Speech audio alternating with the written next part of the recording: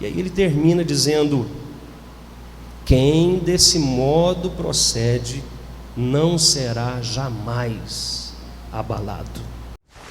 A ti, Deus, pertence todo o domínio. Estás assentado, Jesus, à direita do Pai, dominando sobre todos os povos, principados e potestades. Desde agora e para todo sempre, tudo pertence a ti, ó Rei Jesus.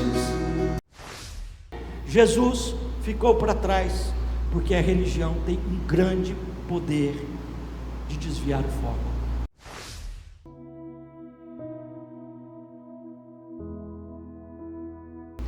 Mais uma vez conosco, Reverendo Carlos Orlandi, por favor. Recentemente esteve aqui, pregou na igreja, num culto de ceia à noite. E hoje, chega para cá, por favor, fica pertinho. Já tomei banho, estou cheiroso, pode aproximar. E hoje o Orlandi veio novamente para nos trazer a mensagem do Senhor para o nosso coração, nessa manhã, nessa ocasião especial de 42 anos do aniversário da igreja. Da outra vez eu falei, vou repetir para quem não esteve presente. O Orlandi e eu nos conhecemos há 15 anos atrás, em São Paulo, quando ele era pastor da Penha, da igreja da Penha, e eu ali na RPC, hoje a PECOM, e através do Amauri nos conhecemos. Comecei a ajudá-lo lá no trabalho da igreja da Penha, e durante 2 anos estive ali com ele, auxiliando ele ali. Depois ele foi para Curitiba para trabalhar com o reverendo Juarez, que estará conosco à noite, e então o conselho me convidou para sucedê-lo, e fiquei no lugar do Orlandi lá na igreja da Penha. Tem sido 15 anos de amizade saudável, profícua, frutuosa, abençoadora. Tenho certeza que para mim e para ele também. Louvo a Deus por sua vida, que Deus te use tremendamente em nome de Jesus. Muito bom dia, irmãos. Que alegria poder participar com os irmãos nessa manhã, nesse tempo de comemoração dos 42 anos de organização da igreja. Eu tenho um pouquinho mais do que isso, mas eu não estava presente na época, né? Mas é uma alegria muito grande poder participar nesse tempo de 42 anos. Obrigado ao reverendo Darli pelo carinho, pela disponibilidade, a oportunidade que nos foi facultada nessa manhã. Obrigado ao conselho da igreja também, a confiança de nos conceder a oportunidade de ministrar a palavra de Deus também nessa hora. Outro dia eu estava assistindo, antes da gente começar a nossa reflexão, eu estava assistindo uma palestra a respeito de crescimento de igreja, e a pessoa estava falando exatamente o fato de que para que haja algum crescimento em determinados lugares, é preciso que a estrutura muitas vezes se adeque à questão do crescimento. Ele estava usando uma ilustração bastante interessante.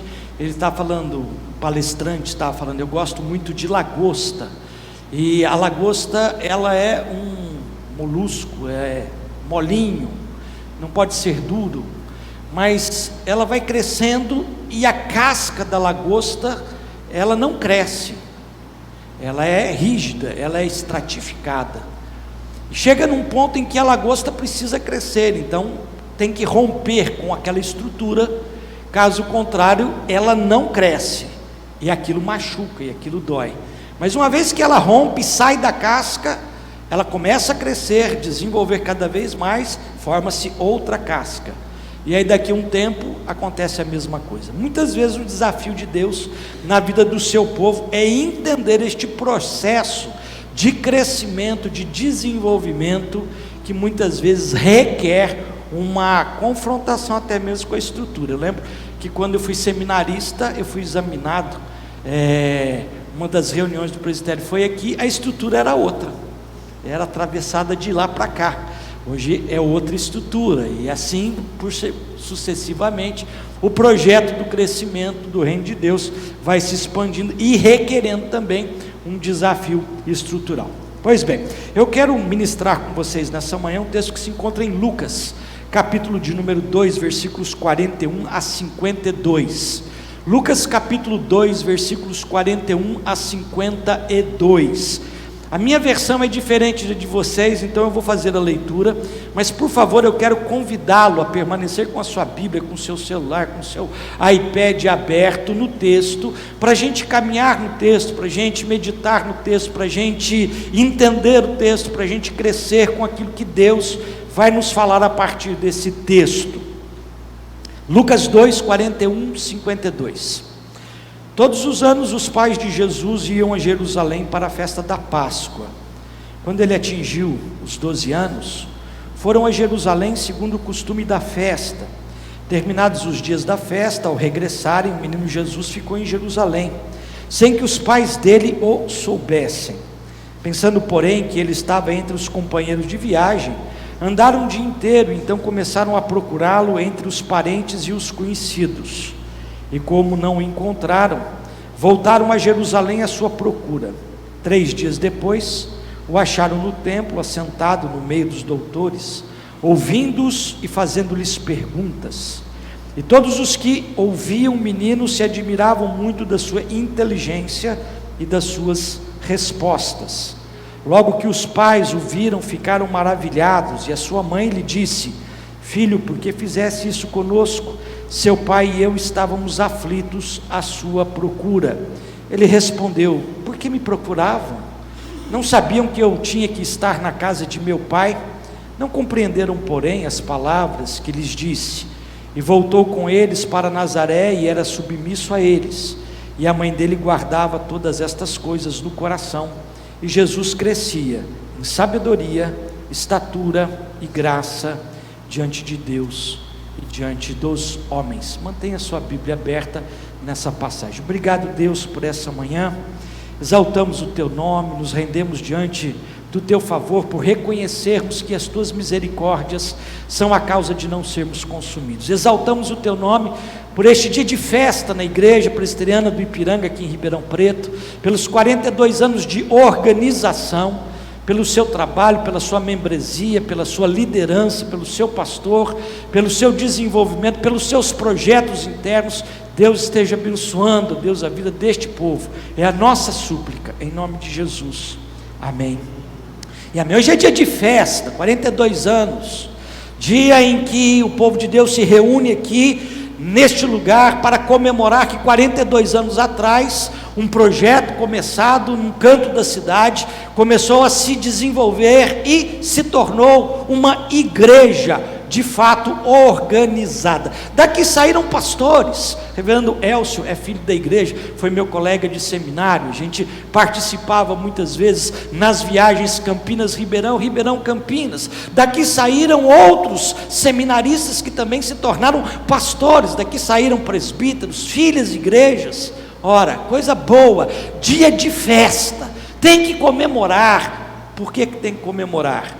Porque nem em todo lugar isso está acontecendo, preste atenção, nem em todo lugar isso está acontecendo, e hoje é dia de festa aqui, dia de contentamento e de render graças ao Senhor, porque grandes coisas o Senhor tem feito no meio de vocês. Por que eu estou trabalhando essa palavra inicial? Porque quando nós olhamos para o texto, o que nós encontramos é o fato de que Jesus tinha sido levado pelos seus pais a uma festa da igreja, a uma festa da religião. Aliás, 3 grandes festas eram celebradas pelo povo de Israel desde o Antigo Testamento: a Páscoa no começo do ano, o Pentecoste mais no meio do ano, e a festa dos tabernáculos mais ao final do ano. 3 grandes festas ajuntavam o povo de Deus, pessoas que vinham de todos os cantos de Israel para Jerusalém, cidade de Davi, para o templo, para adorarem, para comemorarem, para festejarem, para se renderem. Mas não era apenas dentro do ambiente de Judá ou de Israel que essas coisas aconteciam, pessoas vinham de longe. O livro de Atos dos Apóstolos narra para a gente que um etíope, eunuco, alto oficial de Candace, rainha dos etíopes, veio para uma das festas em Jerusalém. Gente vinha dos mais distantes lugares para comemorar, para celebrar, para festejar, para vivenciar aquilo que você e eu nessa noite também podemos fazer no dia de 42 anos de organização da igreja. Ora, o Salmo de número 122 faz parte daquele grupo de salmos conhecido como sendo os salmos de romagem, que eram os salmos que eram entoados, cantados pelo povo de Israel à medida que caminhavam em direção a Jerusalém. Os salmos de romagem são os salmos 120 a 134, são 15 salmos que estão bem no meio do livro dos salmos, e são canções que eram entoadas, por isso são canções pequenas, eram canções que eram entoadas à medida que o povo ia caminhando a Jerusalém. O povo se reunia, porque as viagens eram a pé, quando muito, no lombo de um animal, como um jumento ou um cavalo, mas não havia carro, não havia transporte coletivo, não havia ônibus, não havia trem, não havia avião. As pessoas se reuniam e caminhavam juntas para Jerusalém nas peregrinações das festas. E por que esse movimento conjunto? Porque as viagens eram altamente perigosas. Dois grandes perigos cercavam as viagens dos peregrinos para as festas em Jerusalém. Primeiro perigo, os animais ferozes. Nós temos que lembrar que aqueles lugares, ainda hoje, você tem muito terreno inóspito, abandonado, muito lugar desértico, aonde você tem animais. Davi matou um urso, Davi matou um leão. Então você tem que entender que muitas daquelas caminhadas precisavam ser feitas em conjunto. Por quê? Porque um grupo maior, um volume maior de pessoas afugentava possíveis animais selvagens. O outro problema era o problema dos assaltos.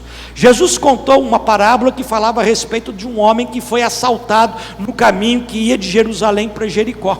Numa das peregrinações ele foi tomado por assaltantes, por salteadores, foi espancado, foi largado à beira do caminho semi-morto. Por quê? Porque as pessoas tinham consigo a consciência de que quem vai para Jerusalém está levando dízimo para entregar no templo, está levando a sua oferta, está levando também um saquetel com recursos para pagar a hospedagem. Não tinha cheque, não tinha Pix, não tinha cartão de crédito, não tinha isso. Então as pessoas tinham que levar dinheiro, e os assaltantes sabiam que o caminho estreito para Jerusalém era facilitador para saques, para assaltos, e isso tornava o caminho dos peregrinos para as festas algo extremamente perigoso e também violento. Ora, no Salmo de número 122, que é o Salmo que eu mencionei, que faz parte desse cancioneiro, nós encontramos: alegrei-me quando me disseram, vamos à casa do Senhor. Pararam os nossos pés junto às tuas portas, ó Jerusalém. Jerusalém que estás edificada como cidade compacta, para onde caminham as tribos do Senhor. Lá estão os tronos de justiça, os tronos da casa de Davi. Ou seja, o povo ia para Jerusalém com aquele espírito de alegria. Alegrei-me quando me disseram, vamos à casa do Senhor. Ora, as peregrinações então feitas nesse sentido, nessa percepção, eram na verdade caravanas festivas. As pessoas iam num ajuntamento de vizinhos, de parentes, de pessoas que iam se agregando à medida que a caminhada ia se intensificando, se aproximando de Jerusalém, ia ganhando volume, ia ganhando gente, alegria. Eles iam cantando o Salmo 122, cantando o Salmo 125, cantando o Salmo 121, eles iam louvando a Deus, até que chegassem em Jerusalém. Ora, Jerusalém era uma cidade diferenciada para a época, principalmente do Antigo Testamento, por conta das suas construções. As pessoas, na maior parte delas, saíam de vilarejos, cidades pequeninas, muitas vezes vilas rasas de altitude, de construções pequenas, baixas, de camponeses ou de pescadores, quando estivessem ali ao redor do mar da Galileia.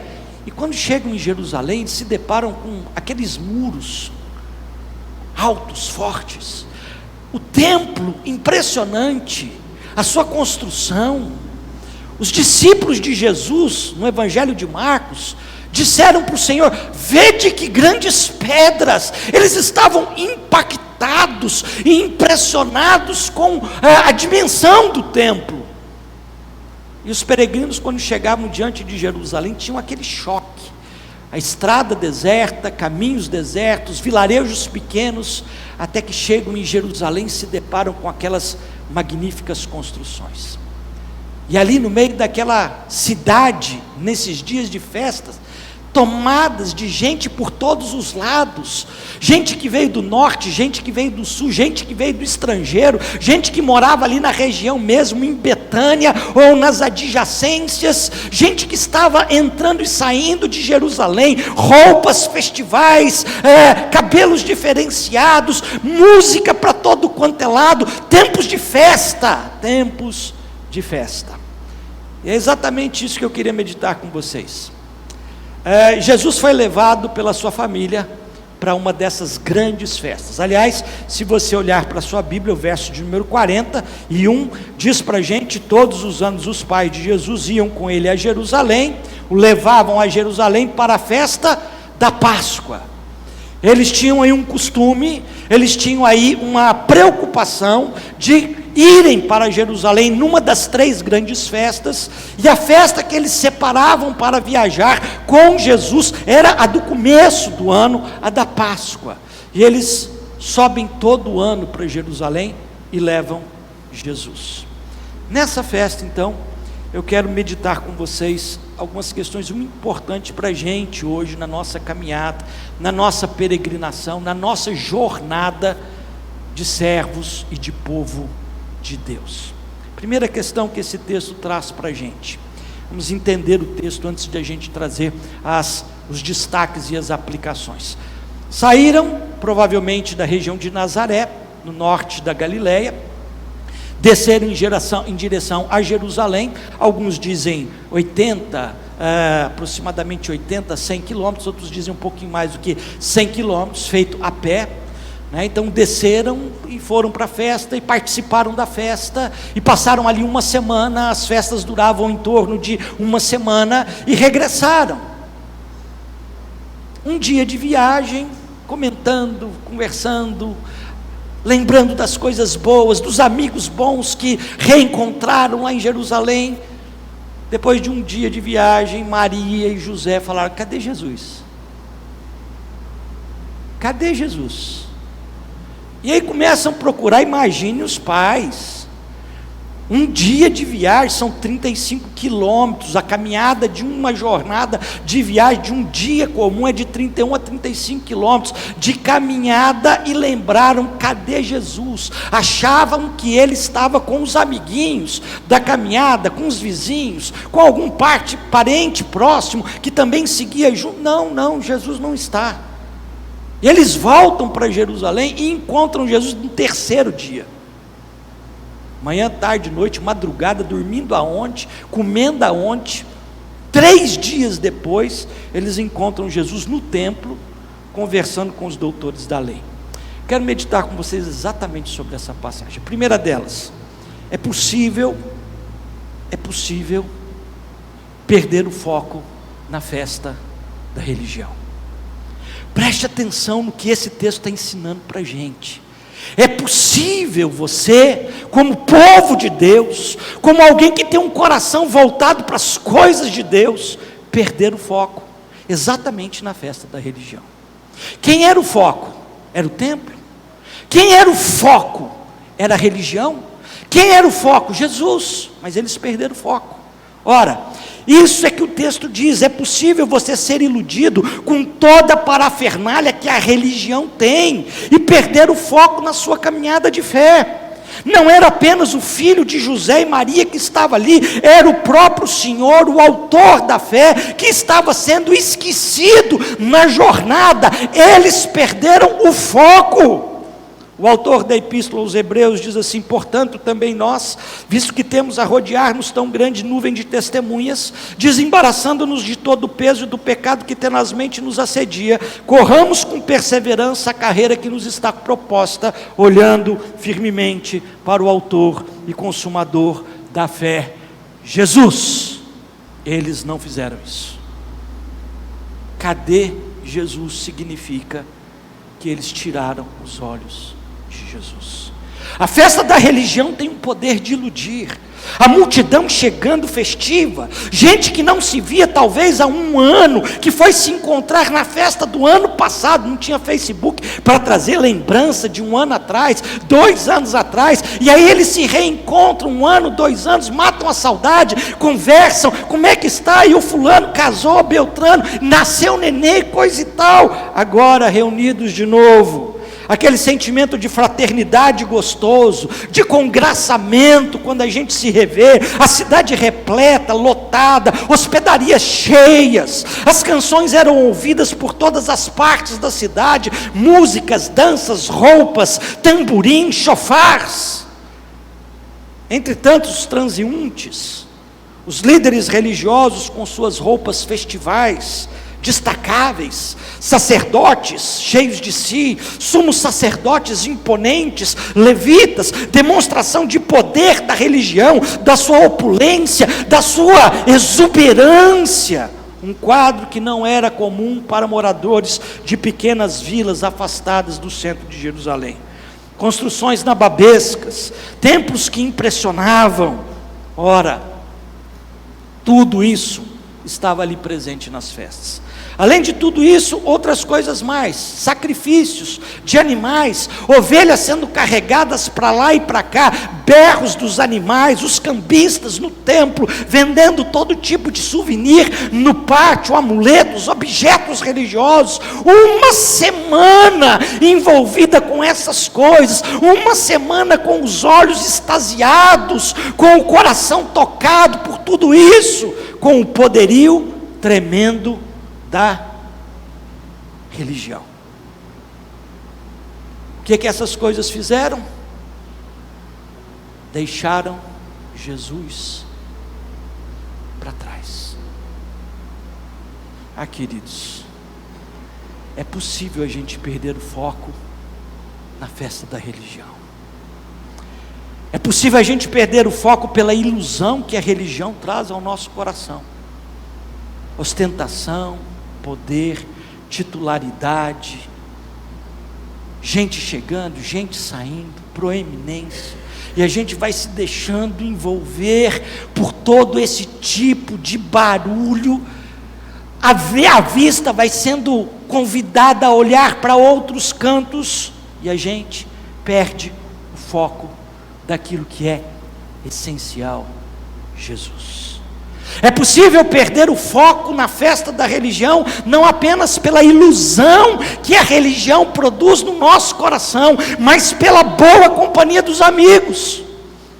No caminho de volta para casa, eles vieram conversando com os amigos, eles vieram contando as novidades, eles vieram compartilhando as experiências, e esqueceram de Jesus.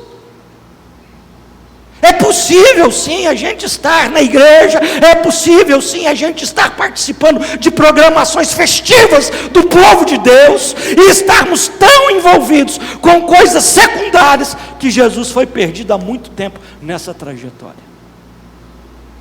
É possível a gente perder o foco pela conversa divertida e animada.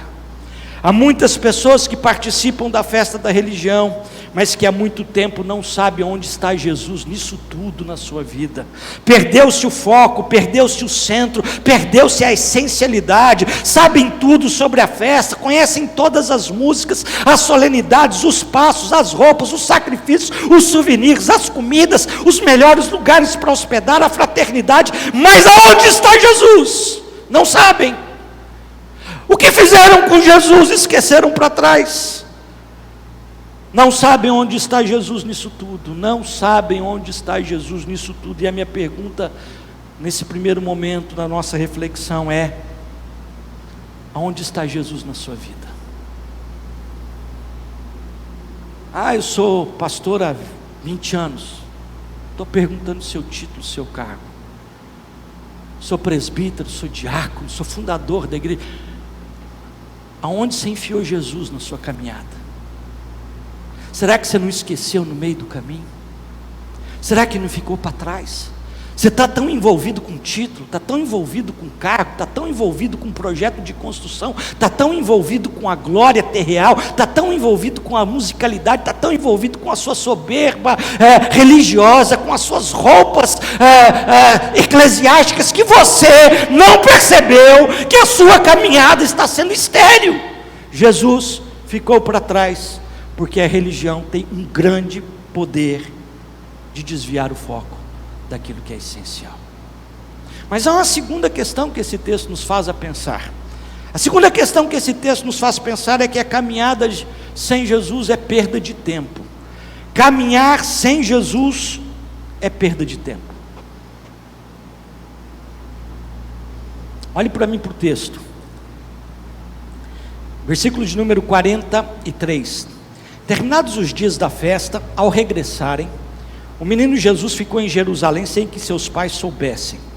Pensando, porém, que ele estava entre os companheiros de viagem, andaram um dia inteiro, e então começaram a procurá-lo entre os parentes e os conhecidos. E como não o encontraram, voltaram a Jerusalém à sua procura, e 3 dias depois o acharam no templo. A segunda reflexão que essa passagem nos traz ao coração é: meu querido, caminhar sem Jesus é perda de tempo. Vamos entender o texto. Eles saíram de Jerusalém, 80, 100 quilômetros de viagem, o que daria aproximadamente de 3 a 4 dias de viagem, numa marcha lenta, entre 30 quilômetros percorridos por dia, com mulher e criança. Então eles saíram um dia de viagem, 30 quilômetros para frente. Eles deram conta que Jesus não estava com eles, e eles começaram a procurar entre os companheiros de viagem, e eles começaram a procurar entre os familiares, entre os companheiros, e eu fico imaginando que começa a bater o desespero. Cadê Jesus? O que é que fizeram com Jesus? Jesus sumiu. E aí eles resolvem voltar. Uma segunda importante consideração que esse texto nos apresenta é que você pode estar envolvido até a tampa da cabeça com a festa, com a religião, com aquilo que está acontecendo ao seu redor, e a caminhada sem Jesus, por mais religiosa que seja, é e sempre será uma perda de tempo. Há pessoas que dizem: eu gosto da igreja pelas músicas. Outras dizem: eu gosto pelas comidas depois do culto. Outros dizem: eu gosto de rever pessoas desde a minha infância, eu me congrego lá. Eu gosto do líder que expõe a palavra. Eu gosto do grupo de louvor. Eu gosto do aconchego do tempo. Tudo isso é legal, mas se faltou Jesus, se Jesus não foi o centro, não foi o foco principal, a caminhada foi perdida, foi uma perda de tempo. Não valeu para nada. José e Maria, ao findar a festa, seguem com os parentes e conhecidos de volta para Galileia, cerca de 5 dias que seria a viagem. Eu fico imaginando como é que eles não perceberam a ausência de Jesus. Há pessoas caminhando como José e Maria, seguem a caminhada sem atentarem ao fato de que a religião encanta, de que a festa é contagiante, os parceiros da jornada são top, são tremendos, os bate-papos são animados, mas a gente não pode esquecer de Jesus. Caminhavam conversando sem Jesus, caminhavam cantando salmos de peregrinação, voltando para casa sem Jesus. Que triste. Jesus declara em João capítulo 15: sem mim nada podeis fazer. Querer caminhar na vida sem Jesus é perda de tempo, é atraso para a vida. Eles, depois de um dia de caminhada, precisaram voltar para Jerusalém. Esse é o foco. Caminharam 30 e poucos quilômetros, um dia de viagem. O que é que valeu aquela caminhada? Nada, absolutamente nada. É assim que o texto traz para a gente, alegoricamente, uma percepção. A sua vida, a minha vida, sendo caminhada sem Jesus, é perda de tempo. Vai ter que voltar lá para o começo, vai ter que voltar lá para o primeiro amor, vai ter que voltar lá para trás. Muitas vezes nós estamos querendo nos encantar com as coisas na caminhada sem Jesus, mas quem nos encanta na caminhada tem que ser Jesus. Querer caminhar na vida sem Jesus é perda de tempo, é atraso para a vida. Eles, depois de um dia, tiveram que retornar. Toda a caminhada empreendida não serviu para nada. Foram 3 dias jogados fora. Preste atenção, povo de Deus, mãe e pai de Jesus, desperdiçaram o tempo, perderam esforços. Quanto mais a igreja, quanto mais a liderança, quanto mais o povo de Deus, querer caminhar na força do seu poder, querer caminhar no contentamento da religião, sem perceber que Jesus não está presente, é jogar tempo, recurso, esforço fora, vai ter que voltar para trás. Muitas vezes vejo como pessoas se encantam com as trivialidades da caminhada, e não se percebem que perderam o foco. O poder da religião cega, o poder do dinheiro rouba o coração, o poder dos prazeres aniquila a piedade, e esquecem o essencial. Pessoas encantadas com seus cargos, com suas obras, com seus projetos, pessoas que seguem a vida sem sequer atentarem aonde está Jesus nisso, iludidas com a religião, distraída pelas amizades. Sem Jesus a vida é perda de tempo.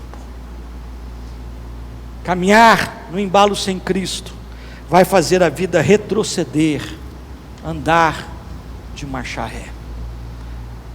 Volto à pergunta: aonde está Jesus na sua caminhada? Aonde está Jesus na sua caminhada? A terceira e última questão que esse texto nos faz meditar é preciso reencontrar a glória de Deus na caminhada. Caminhar sem Jesus, inspirado, cegado, embevecido com as coisas da religião, nos faz perder tempo. E nesse contexto todo, há uma coisa impressionante que o texto nos apresenta: tem que voltar a encontrar a glória de Deus. É preciso voltar a encontrar aquilo que queima o coração. Os discípulos no caminho de Emaús, depois da morte atroz de Jesus, eles voltavam cabisbaixo, conversando, abalados emocionalmente, diante daquilo que os seus olhos viram. Jesus ressurreto põe-se a andar com eles, eles não reconhecem Jesus, e eles vão falando para Jesus a respeito de Jesus. E eles chegam em Emaús e dizem: não passe à frente, o caminho é perigoso, fica com a gente, amanhã você segue. Jesus fica, parte o pão. Aí eles acordam para a vida, Ele está vivo, ressurreto, é Ele que estava conosco. O nosso coração ardia, queimava, a glória de Deus volta a brilhar na face. Eles retornam, eles que disseram para Jesus: fica, a noite é perigosa, tem salteadores. Eles, ao verem Jesus ressurreto, voltam imediatamente, porque não haveria perigo, não haveria mal, não haveria dificuldade alguma diante de um Deus que está vivo e ressurreto. Nós precisamos retomar, reencontrar a glória de Deus. Os pais retornaram da viagem, creio que desesperados. Onde estava Jesus? Onde esqueceram o Senhor? O verso 44 declara que o primeiro procuravam entre os amigos e conhecidos, depois procuravam nas cidades circunvizinhas. E aí um comentarista diz: por que é que eles vão nas cidades circunvizinhas? Porque o aluguel das hospedarias era mais barato fora de Jerusalém, uma vez que multidões concorriam para Jerusalém. Então hospedar em Betânia, onde Jesus sempre ficou, era muito mais barato. E eles foram procurar por ali também, não acharam. E aí então eles vão para Jerusalém e encontram Jesus no templo. Nas igrejas do Apocalipse, a exortação do Senhor Jesus às igrejas faltosas era a mesma: lembra-te, pois, de onde caíste e arrepende-te. Não há como encontrar Jesus na vida sem que haja um retorno, uma mudança de rota, um arrependimento, uma volta para Deus. Arrependimento em grego é metanoia, que significa mudança de mente, mudança de rumo. Andar sem Jesus requer que você, para encontrá-lo, mude de rumo. E onde eles estavam? No caminho e tinham que voltar para Jerusalém. E onde eles encontraram Jesus em Jerusalém? Essa indagação é essencial. Onde estava Jesus? No templo. Encontraram Jesus no templo, mas o templo era gigantesco, o templo é imenso. Fotos apenas da parte da muralha do templo dão a impressão, a percepção da pequenez do ser humano. O templo era gigantesco, havia espaço para os sacrifícios, para as imolações, havia o lugar do gasofilácio, das ofertas, dos dízimos, das doações, havia o pátio das mulheres, com danças, com orações, havia o lugar dos cambistas e também dos vendilhões. Aonde Jesus estava? No templo. Nesse ambiente imenso, do tamanho de um shopping, aonde estava Jesus? Me chama a atenção que o texto diz que ele estava aonde a palavra é celebrada. Não estava onde o sacrifício era realizado, ele era o sacrifício. Não estava onde as ofertas eram apresentadas, ele era a oferta diante de Deus. Aonde ele estava? Ele estava aonde ele precisava ser celebrado. Ele é a palavra. O verbo se fez carne e habitou entre nós, e vimos a sua glória, glória como a do unigênito do Pai. Maria e José vão encontrar Jesus aonde? Aonde a palavra é celebrada, com profundidade, com questionamentos, com inteligência, com sabedoria. A igreja hoje tem abandonado a palavra, conhecem tudo de religião, conhece cada aspecto da fé, mas não conhece a verdade, que teria que ser a centralidade da essência da nossa fé cristã. Não conhecem a palavra. Hoje você tem multidões que se dizem cristãs, sendo levadas para lá, levadas para cá, pelo analfabetismo bíblico. Não conhecem nada da palavra. Aonde Maria e José encontraram Jesus? Aonde estavam os doutores? E o que eles estavam fazendo? Discutindo a palavra, conversando sobre a palavra. A centralidade era a palavra. As profecias do Antigo Testamento diziam que a glória do segundo templo seria maior do que a glória do primeiro, lá no livro do profeta Ageu, capítulo 2. A glória do segundo templo não estava na sua dimensão maior que o templo de Salomão. A glória do segundo templo não estava nas suas exuberantes arquiteturas. A glória do segundo templo estava no fato de que o Senhor nele esteve ou estaria presente. A glória de Deus não se encontra nas emoções, nos shows sacralizados, religiosos. Não se encontra nos procedimentos eclesiásticos e burocráticos institucionais. A glória de Deus não se encontra no lugar da pompa, também de situações da fé, nem nas danças do pátio. A glória de Deus é encontrada quando você chega no lugar da palavra, aonde a palavra é celebrada com profundidade, com densidade, com verdade. Há pessoas que perderam Jesus na sua caminhada. Perderam a alegria, perderam o entusiasmo, perderam o foco. Gente que está perdendo tempo insistindo em uma caminhada sem Jesus, ainda que com o cosmético da religiosidade. Gente que procura encontrar Jesus nos mais diversos lugares, menos aonde tem que ser encontrado, na palavra. Olhe para a palavra, leia a palavra, aprenda a palavra. Onde a palavra de Deus é celebrada com profundidade, com simplicidade, você vai encontrar a glória de Deus. As igrejas hoje trocaram a pregação séria por uma adequação cultural e social. Igrejas hoje estão imitando boates, músicas que patrocinam emoção sem qualquer razão. Pastores que viraram psicólogos coletivos e orientadores emocionais. Nada contra psicólogos, minha irmã é psicóloga, eu fiz psicologia há algum tempo no Mackenzie, mas o fato é que o púlpito é lugar de ministração da palavra, com profundidade, aonde há proclamação, há a glória de Deus sendo manifesta a partir de Jesus. Ele é a palavra. Se não há palavra, não há Jesus. Sem a palavra a alma não se alimenta, fica subnutrida. Sem a palavra, a festa, ela é vazia, o vinho acaba, a alma definha. Jesus diz: eu sou o pão que desceu do céu, eu sou a água que abastece o seu coração. Ele é a palavra que se fez carne. Quero encerrar a nossa reflexão na caminhada da vida. Não se iluda com a festa da religião. Não se distraia com os amigos na jornada. Na caminhada da fé, preste atenção naquilo que é essencial. Não perca o foco do que é essencial. Cadê Jesus na sua caminhada? Líderes da igreja que passam a semana inteira sem estudar a palavra,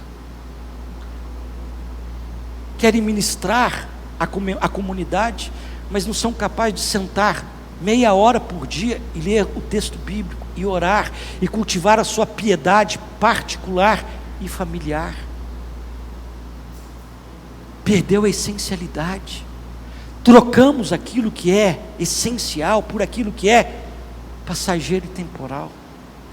Não importa se é Maria, se é José, não importa se é pastor, presbítero, diácono, líder de ministério, não importa se a sua caminhada já dura 1 dia, 3 dias, 10 anos, 15 anos, se está sem Jesus, as músicas vão ficar no caminho, os amigos vão seguir adiante, seguirão cada qual para o seu canto, e vocês vão se perguntar: aonde está Jesus na minha vida? Aonde está Jesus? Ficou para trás. Moisés passou 40 anos no palácio de Faraó, aprendeu de todas as ciências dos egípcios, achou que já estava ok para libertar Israel. Atos 7, 22 diz isso. Ele tinha posição, ele tinha ciência, ele tinha cultura, ele tinha riqueza. Mas preste atenção, Moisés só não tinha uma coisa: um encontro com Deus. Moisés não tinha tido um encontro com Deus. E muitas vezes na igreja o que está acontecendo hoje é exatamente isso. Pessoas que estão seguindo na jornada sem ter encontrado Jesus. Satisfazem os ditames da denominação, decoram o manual de catecismo da religião, sabem responder perfeitamente a questão, mas não tiveram encontro com Deus. Jesus está perdido na jornada há muito tempo. E é por isso que você vê hoje rachas sobre rachas. Você vê hoje cultos sendo cultos a personalidades, aonde o ego é muito maior do que propriamente a centralidade da palavra. Aonde está Jesus nisso tudo? Eu queria fazer um desafio. Hoje é dia de festa. 42 anos, pessoas que carregaram a tocha acesa e transmitiram para uma outra geração, e que essa geração tem a responsabilidade de carregá-la e transmitir essa tocha do Evangelho para a geração seguinte. A pergunta é: aonde está Jesus nessa tocha que você está transmitindo para a comunidade que vem vindo? Para os seus filhos, para os seus netos, para aqueles que estão crescendo, no meio de uma sociedade anticristã. A gente passa 1 hora na igreja de manhã, no domingo, 1 hora à noite, mas os meninos ficam 6 horas na internet todo dia. Você acha que aquilo que passa 1 hora vai fazer frente com a quantidade de informação que ele recebe na escola, sem Deus, contra Deus, os valores de Deus, e aquilo que você... Não, a igreja não tem o papel de educar o seu filho. O papel de levar na caminhada Jesus é seu, pai, mãe, é seu. É sentar com ele e apontar o caminho e caminhar com ele, ainda que seja dentro da festa, do templo e da religião. Eu queria fazer um desafio para você nessa manhã. Desafio de que você olhe para a sua vida nessa hora, tempo de festa, hoje à noite, com o Reverendo Juarez, meu amigo querido, né, com certeza com bolo, com cânticos, com louvores, tudo que festa de fato merece, mas que entendamos que Jesus tem que ser o centro dessa festa, não apenas da religião, mas também do nosso coração. Amém? Vamos orar ao Senhor nesse instante. Obrigado, Senhor, por essa manhã. Obrigado, Senhor, por esse tempo de meditação na tua palavra, de adoração, de ajuntamento com o teu povo. Gente que saiu de casa, gente que saiu do trabalho, gente que saiu do seu lazer e veio, ó Deus, para o culto, para celebrar o teu nome, para ouvir a tua voz, para, Deus, adorar e bendizer por tudo aquilo que o Senhor tem feito, por tudo aquilo que o Senhor tem sido. Nós clamamos nessa hora, Deus, que jamais percamos o foco da centralidade de Jesus na nossa caminhada, porque caminhar com Jesus já tem sido difícil, caminhar sem Jesus se torna impossível na fé. Ó Deus, não nos deixes ficarmos cegos, temos o coração roubado pelas festas da religião. Não nos deixe também caminhar, ó Deus, dias, meses, anos da nossa jornada, Senhor, pessoal, sem sabermos aonde está Jesus na nossa vida. Que nós possamos encontrar na tua palavra, no meio do teu templo, a glória de Deus manifesta na pessoa de Cristo Jesus, porque é esta glória estampada no nosso rosto que vai fazer diferença na nossa caminhada, esta glória que nos encharca o coração, que nos vai fazer olhar para as adversidades sem perder a alegria e a motivação. Louvamos o teu nome por esse tempo, é a nossa oração, em nome de Jesus.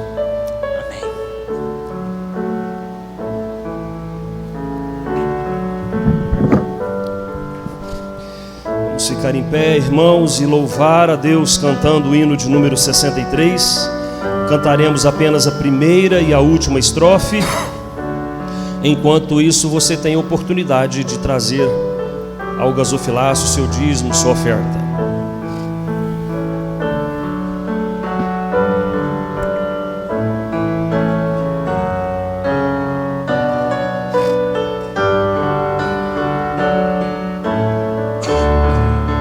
Se da vida as vagas por celosas são, se com desalento julgas tudo vão, contas muitas bênçãos, dize-as de uma vez, e verás surpreso quanto Deus já fez. Quantas bênçãos diz e quantas são recebidas da divina mão. Vem dizê-las todas de uma vez, e verás surpreso quanto Deus já fez. Seja o teu combate longo ou breve aqui, não te desanimes, Deus será por ti. Seu divino auxílio minorando o mal, te dará consolo e galardão final. Quantas bênçãos diz e quantas são recebidas da divina mão. Vem dizê-las todas de uma vez, e verás surpreso quanto Deus já fez. Podem sentar, irmãos. Hoje nós temos várias visitas conosco. Está aí o Daniel com a família dele, obrigado pela presença mais uma vez. Lá atrás do Vinícius e da Dona Isildinha, está lá duas irmãs, uma delas é membro da igreja presbiteriana em outro lugar, a mãe, e também o Ulisses. Ulisses, muito obrigado pela presença. Aqui de novo, o Antônio e Marta. Marta, obrigado pela presença mais uma vez. Estão voltando de volta para Ribeirão Preto, graças a Deus, né? Louvado seja Deus por isso. A Catina, o Nicolas hoje com a gente, a Maria Eduarda também veio, né? Mas está aqui ou está lá? Está em Ribeirão, está em Ribeirão. E você volta quando para casa? Você vai passar um tempo aqui ou você vai ficar definitivo? Vai passar essa semana? Isso, e vai lá organizar a mudança. Então a família do nosso irmão Fábio Alcino, a Catina, os meninos estão voltando de volta para Ribeirão, estão lá em Tocantins, estão voltando para cá. Glória a Deus por isso, louvado seja Deus por isso. Outros visitantes, deixa eu ver aqui se eu não mencionei. Muito bem, hoje está conosco o hermano José da Venezuela. Graças, por favor, isto lá atrás. Graças por sua visita, leva nosso abraço a sua família, seja sempre bem-vindo entre nós outros. Deus o bendiga. Peço aos irmãos que estão aí perto que por favor abraçem o irmão José. Deus abençoe abundantemente, viu? Muito bem, irmãos, nós teremos, antes de encerrar, deixa eu só dar um aviso que depois é só a oração e a bênção. Nós teremos hoje o almoço. Quem comprou o almoço e já encomendou, deu seu nome, pode já, na hora que sair daqui, já passar ali na cozinha para retirar o serviço, é delivery. Então você vem aqui e pega. Na verdade está mais para drive-thru do que para delivery, não é verdade? Não está mandando entregar, você tem que vir pegar. Louvado seja Deus. As meninas idealizaram fazer 50 almoços e foram vendidos todos os 50. Alguns irmãos procuraram mais depois, mas esteja atento na próxima vez que as meninas da SAF forem fazer isso, elas põem o encerramento tal dia. Por exemplo, encerrava na segunda, para elas poderem organizar o almoço durante a semana e ter na medida certa para atender todo mundo. E alguns pediram depois disso, foram atendidos, mas quinta e sexta-feira já não conseguia atender mais isso, porque já tinha feito a compra para fazer o almoço. Então na próxima vez, tenta pedir a tempo para você não ficar de fora da bênção, tá bom? Também elas estão organizando um bazar. Quem quiser passar na primeira sala ali, elas já deixaram o bazar organizado. Chegou peças novas, quem quiser pode passar ali para poder dar uma olhada, tá bom? Próximo domingo começa a nossa EBD, a Escola Bíblica Dominical, funcionando separadamente, cada classe com as suas faixas etárias. Então as crianças, os adolescentes, pré-adolescentes, vai ter uma classe específica para os pré-adolescentes de 10 a 12.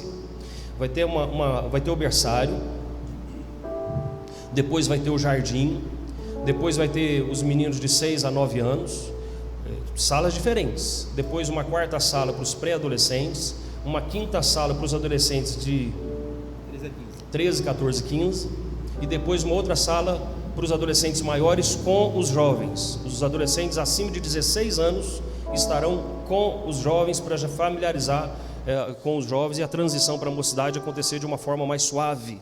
Então nós vamos ocupar todas as salas. Preste bem atenção nisso, você pai, mãe, avô, tio, enfim, se você tem menores da sua família, seja dedicado em trazê-los, em conscientizar a sua família a trazer. Porque a igreja fez um investimento trazendo os evangelistas, a igreja fez um investimento preparando o material, capacitando professores, a logística toda que está sendo feita durante toda a semana, nesse intervalo sem escola dominical, as reuniões que estamos fazendo para poder organizar tudo isso. O presbítero Antônio foi lá em São Paulo, buscou o material para a escola dominical, trouxe para a gente. Todo um trabalho feito, um investimento caro na vida dos seus filhos, e você que paga escola particular sabe o quanto é caro para ter uma boa educação, né? E você que tem o seu filho na escola pública sabe o quão é ruim esse serviço na escola pública, quanto que deixa a desejar dentro daquilo que a gente espera, o quanto está contaminada a escola hoje, nos dias de hoje. Você tem a oportunidade de educar o seu filho com coisa boa e dar a ele uma educação cristã que vai ajudá-lo na sua vida, no mundo, além do compromisso que você fez diante de Deus ao batizá-lo. Então, nós temos poucas crianças e adolescentes frequentando a escola dominical, e isso é responsabilidade dos pais. Então, por favor, traga os seus filhos, porque você não pode dizer, mas lá não tem uma escola dominical organizada. Tem. Não tem classe para o meu filho? Tem. Não tem material? Tem. Não tem professor? Tem. É só você agora ter a boa vontade de trazer os seus filhos para a escola dominical, tá bom? Da mesma forma o culto à noite, vai ter o culto infantil.